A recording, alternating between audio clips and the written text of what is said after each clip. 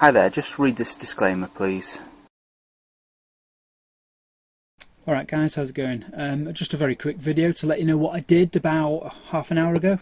So I've basically just sold Shell and Haleon, there and there, and I've bought BlackRock Smaller Companies, Scottish Mortgage, Scottish American, sorry, and Hypnosis Songs funds in those amounts. So yeah, just a tiny little grand into Song, £3 into BlackRock Smaller Companies, and 1,600 into Scottish American.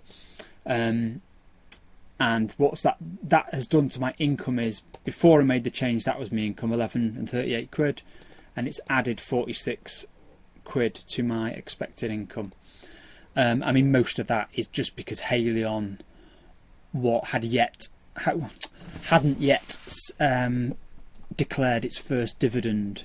So I mean, at some point that would have gone from a 0% yield to maybe, I don't know, maybe a 2% yield at some point.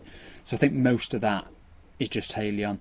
I worked out, I don't know how it worked out in the end, but I worked out that Song and BlackRock Smaller Companies on their own kind of had me equal with the amount of dividends Shell was paying me.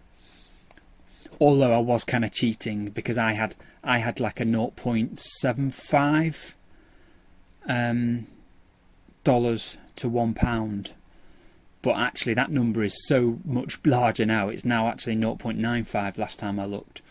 So in reality, I would have ended up with more from Shell than the 147 this spreadsheet used to say. But you know, that's just 1 year. Who knows what happens to the exchange rate in the future. That's another reason I wanted to get rid of Shell as well, because the dividend I got paid fluctuated with the exchange rates, just like BRFI does as well. That fluctuates. Yeah, so that's why I did it. Obviously Shell and Haleon weren't at recent highs.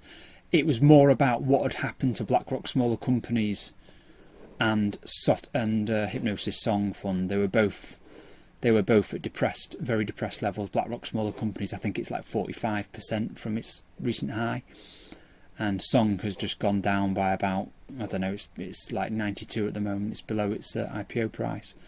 So I felt like them two were bargains. Not putting a lot of conviction behind Song. I'm going to leave it at that. I'm not going to put any more into that. I've contributed 5,800 into it now, and that's my limit. I'm not going to add any more to that, because it's, you know, it's quite a risky asset. They're having trouble with, they've got some fixed, well, it's not fixed, that's the problem. They've got some debt that isn't fixed rate, so as interest rates go up, that's going to get more expensive.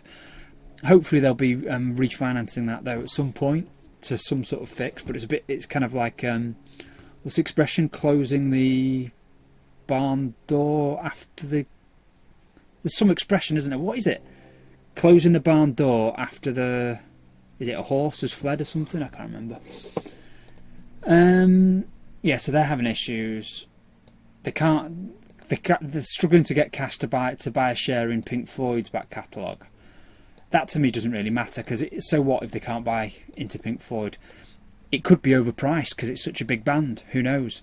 And that shouldn't affect the value of the assets they already have as well. To my mind, it's that debt that isn't fixed rate that's more of an issue to my mind. But anyway, that's that. It's nice to get the spreadsheet almost fitting on one. Well, yeah, it does fit on one page, doesn't it? So that's nice, and it's just a case of getting rid of the blue things. Really, it's, at some point, my whole portfolio should be in the bold ones, the bold black ones. Yeah, I think Shell I sold at like a 24% profit.